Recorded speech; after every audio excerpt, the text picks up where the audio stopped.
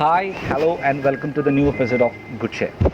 ഇന്ന് സ്ക്രൂ ഡ്രൈവറൊക്കെ എത്തുന്നതുകൊണ്ടേ എന്താ വെച്ച് കഴിഞ്ഞാൽ ടാറ്റ ടിയാഗോയിൽ എപ്പോഴും ഉള്ളൊരു പ്രശ്നമാണ്. നമ്മൾ 5000-6000 കിലോമീറ്ററൊക്കെ കഴിയുമ്പോഴത്തേക്കും അതിൻ്റെ എ സിയുടെ തണുപ്പ് കുറയാന്നുള്ളത്. ഒന്നുമില്ല, എന്താ സംഭവം എന്ന് വെച്ചാൽ അതിൻ്റെ ഒരു ഫിൽറ്റർ ഉണ്ട് ഉള്ളിൽ. ആ ഫിൽറ്റർ അടിച്ച് ക്ലീൻ ചെയ്താൽ മതി, ക്ലീൻ ആവും. അപ്പോൾ എങ്ങനെയാണത് ക്ലീൻ ചെയ്യാന്നുള്ളതാണ് നമ്മൾ നോക്കുന്നത്. ടിയാഗോൻ്റെ മാത്രമല്ല മറ്റു കാറുടെ ആണെങ്കിലും അതേ പൊസിഷനിൽ തന്നെയാണ് വരുന്നത്. അപ്പോൾ അത് യൂസ്ഫുൾ ആവും നിങ്ങൾക്ക് എല്ലാവർക്കും വീഡിയോ എന്ന് പ്രതീക്ഷിക്കുന്നു.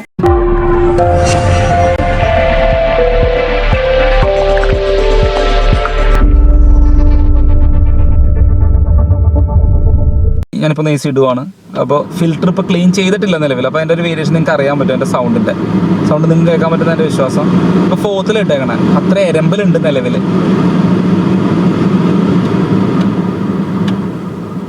ഇപ്പോൾ ഞാൻ എ സി ഓഫ് ചെയ്തു.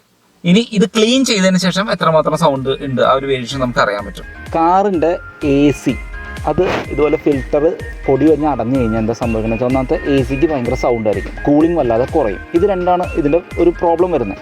അപ്പോൾ ഈ ടിയാഗോയുടെ അല്ലെങ്കിൽ ഓൾമോസ്റ്റ് എല്ലാ കാറുകളുടെയും ഫിൽറ്റർ വരുന്നത് കോ ഡ്രൈവർ സീറ്റിലെ ഭാഗത്താണ്. ഇവിടെയായിട്ടാണ് ടിയാഗോൻ്റെ വരുന്നത്.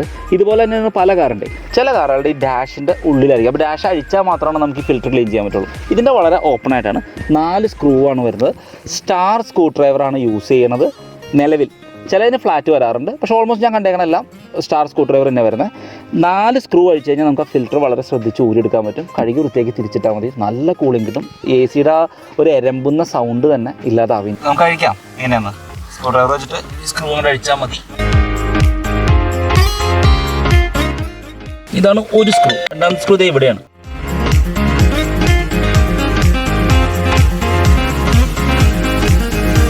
രണ്ടാമത്തെ സ്ക്രൂ എനിക്ക് ശ്രദ്ധിക്കുന്നുണ്ട്. അത് ഇവിടെയാണ് ഒരു സ്ക്രൂ തന്നെ. കുറച്ച് ബുദ്ധിമുട്ടുണ്ട് അത് കഴിക്കാൻ.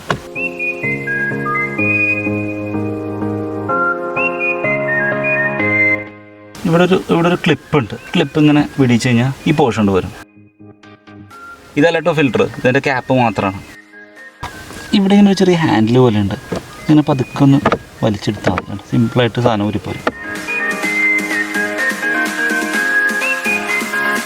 ഇത്രയേ ഉള്ളൂ. ഇതാണ് ഫിൽറ്റർ. അതിന് പേടിക്കൊന്നും വേണ്ട. ഇതിങ്ങനെ ഒരെണ്ണത്തിന് ചെരിവുണ്ടാവും, ബാക്കിയുള്ള സ്ട്രൈറ്റ് തന്നെ ആയിരിക്കും. പൊടി ഇരിക്കുന്നുണ്ടോ?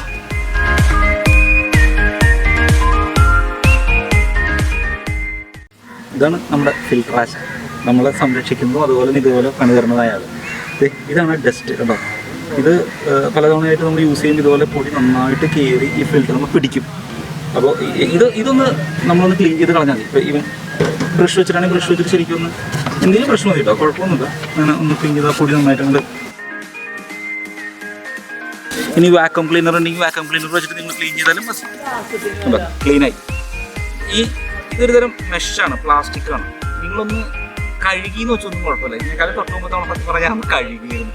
കാരണം എൻ്റെ ഫാദറിൻ്റെ ഒരു മെക്കാനിക് അതുകൊണ്ട് ഒരു ധൈര്യമായിട്ട് കഴുകിയൊന്നും പറ്റാനില്ല എന്ന് പറഞ്ഞിട്ട് കഴുകി ഉണക്കിയതിന് ശേഷം ഞാൻ ഇട്ടു. ഇന്നത്തെ ഇവിടുത്തെ ചില സാങ്കേതിക ബുദ്ധിമുട്ടാണ് കഴുകുന്നില്ല. ഇതെൻ്റെ ബോട്ടോ കേട്ടോ, അതും കൂടി ഒന്ന് ക്ലീൻ ചെയ്തേക്കണം. കാരണം അതിന് പൊടി ഉണ്ടല്ലോ. ഫിൽറ്റർ ക്ലീൻ ചെയ്തു. ഇനി എങ്ങനെ അതിൻ്റെ ഉള്ളിലേക്ക് ഫിക്സ് ചെയ്യണമെന്ന് നോക്കാം. ഒരു കാര്യം മാത്രം, ഇങ്ങനെ സൈഡ് ചെയ്തിരിക്കുന്നുണ്ട്. കാരണം അവിടെ ഭയങ്കര സ്ലോപ്പാണ് കാല് വയ്ക്കുന്ന ഭാഗം. അപ്പോൾ അത് കൃത്യമായിട്ട് ശ്രദ്ധിച്ചിട്ടുണ്ട്. ഇവിടെ എങ്ങനെയാണെന്ന് കൃത്യമായിട്ട് കാണിച്ചു തരാം. ഈ സൈഡ് ഇങ്ങനെ ചെത്തിയോണം വശമുള്ളത് ഈ വശത്ത് ഉണ്ടോ. ഇങ്ങനെ നിങ്ങൾ ഈ ഫിൽറ്റർ ജസ്റ്റ് ഇങ്ങനെ ചെരിഞ്ഞെന്ന് വെച്ചാൽ ഒന്നും കുഴപ്പമില്ല കേട്ടോ. ഇതിങ്ങനെ ഉണ്ട് വച്ചിട്ട് ഇതിങ്ങനെ കയറ്റി കൊടുത്താൽ സിമ്പിളായിട്ട് കയറും. ഇങ്ങനെ ചെരിഞ്ഞ ഒരു സ്ലാൻഡിങ് ലെവലിലാണെങ്കിൽ ഈ സാധനം കയറി പോകത്തുള്ളൂ. ഇറങ്ങാനാണെങ്കിൽ അങ്ങനെ തന്നെ. സ്ട്രെയിറ്റ് താഴത്തേക്ക് ഇറങ്ങി കഴിഞ്ഞാൽ ഇറങ്ങത്തില്ല. അതെ, ഒന്ന് തള്ളിക്കഴിഞ്ഞാൽ അവിടെ ലോക്കായി. അതിന് ശേഷം ഈ ഭാഗം, ഈ ലൈൻ വരുന്ന ഭാഗം ഉള്ളിലേക്ക് വരത്തക്ക രീതിയിൽ വേണം വയ്ക്കാനായിട്ട്. നേരത്തെ നമ്മളിങ്ങനെ അഴിച്ചോ അതേപോലെ ഉണ്ട്. എന്നാലാണ് ഈ ഹാൻഡിലിൻ്റെ ഉള്ളിൽ കറക്റ്റായിട്ട് നിൽക്കത്തുള്ളൂ. ഇതേപോലെ ഉണ്ടോ. എന്നിട്ട് ഈ ക്ലിപ്പ് വീണ്ടും ഞാൻ സാധനം ഇട്ടിരുന്നു. ഇനി സ്ക്രൂ ഇട്ട് കൊടുത്താൽ മതി.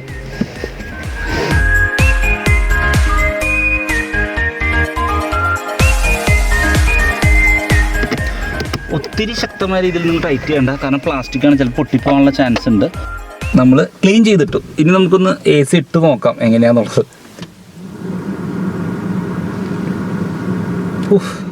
ആ ഒരു വേരിയേഷൻ ശരിക്കും ഫീൽ ചെയ്യുന്നുള്ള തണുപ്പിൻ്റെ.